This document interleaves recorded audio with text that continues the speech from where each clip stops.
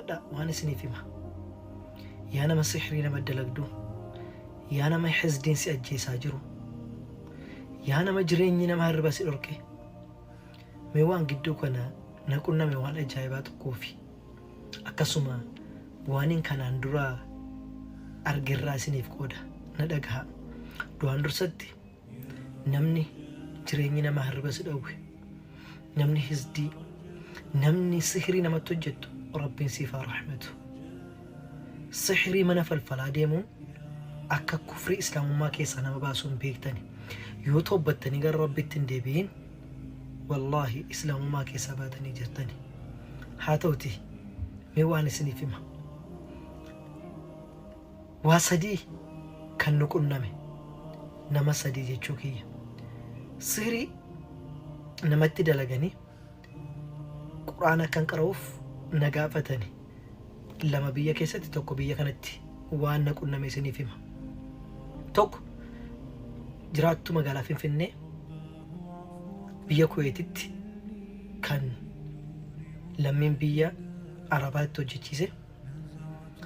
Gaafa irraa gadhiisiftee jettu tolee gadhiise jedhee gaafa quraanni isa gubu keessaa bahee torbee tokko torbee lama booddee deemee ammas mana falfalaatti deemee kan jaddadu jiraa ture sihrii san yookiin kan haaromsuu jiraa ture. Waggaa tokko guutuu akkasiin otoo rakkisuu otoo nutti deebitu osoo rakkisuu inni jaddada otoo nutti deebi'u akkanaan dhumarratti quraanni paaralaayizii isa godhe isa ajjeese jechuudha. Namicha sihriitti dalageessan jechuudha. Ni du'e jechuudha.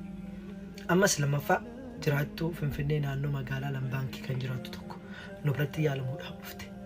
Kana kan ta'u garuu warri amma isinitti himaa jiru jabina mataa isaanii illee qaba jechuudha. Salaata isaanii irratti, du'aa irratti, zikrii irratti warra ciccimoo ta'an isinitti himaa sadii kan qunname. Intalli kun bultii qabdi. Namni bultii ishee adda diigee waliin jiraachuudhaaf jecha waan baay'eetti dalagee ture ishee fedha waan ta'eef. Dikkaa ishee baasee halkan mana akka isheen isa faa bira deemtu godha. Laakiin fedha rabbiitiin ishee bira gahuudhaa hin danda'u. Hin argaani jinnootaan fuudhanii ba'a garuu bira gahuudhaa hin danda'u. Innatti irraa gadhiifamu sihiriin kun torbee tokko torbee lama booddee amma saqee mana xonqolaa itti kabiraa hojjeta. Osuma akkanaan jedhu namichi xonqolaa itti hojjetu sunis inni hojjechiisu sunis wal faana du'an jechuudha. Sababa quraanni itti baay'ate irra qaraamutti dhiistoo jedhamuuti. Waan kalee sana qunname tokko immoo isiniif hima. Buleetti keenya tokko kanaan duratti qariyaas biyya Suudii kana keessatti irraa gadhiisisee ture. Haa ta'u garuu aqee kan biraatti hojjetee dhufnaan ammas warra kan biraa hojjete irraa gadhiisise. Ammas hiriyoota isaatiin itti hojjechiise. Ammas irraa gadhiisise. Na quraanni kun itti qaraamaadhaan adeemu mucaan kun yookaan namichaan kun lukni isaa paaralaayizii ta'e jechuudha. Isa torbee kana keessaa isinitti himaa jira. Kaleessa waan ta'e tokko isiniif himaa jira.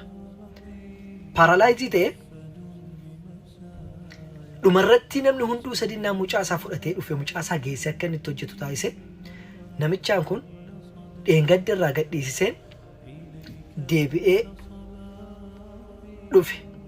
Intalli kun garuu rabbiin kan ishee jabeesse sabrii qabdu kan dhaabbatte halkan leelii sagaddi du'aa itti gootu wallaahi sababa quraanni isa paaralaayizii taasisee otoo mana yaalaatti deddeebi'aa jiruuti namichi sihrii jalqabatti hojjete sun ni du'e.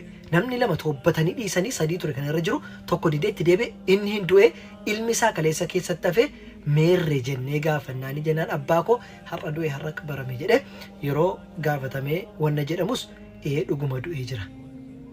Laala quraanni humna inni qabu jechuudha.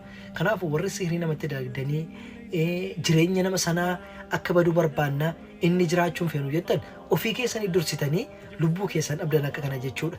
Kanaaf rabbiin walaa yuflihu saahiru haythu ataa jedha.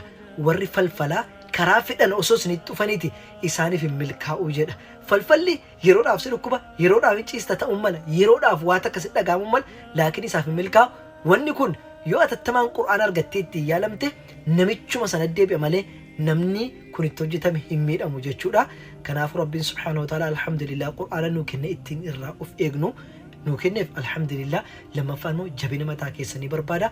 Warri kanaan rakkataa jirtan jabaadhaa zikriitti leeliitti du'aa keessanitti jabaadhaa inshaallah hin fayyitanii isiniin jedha. Wassalaamu alaikum warahmatullahi wabarakaatuh.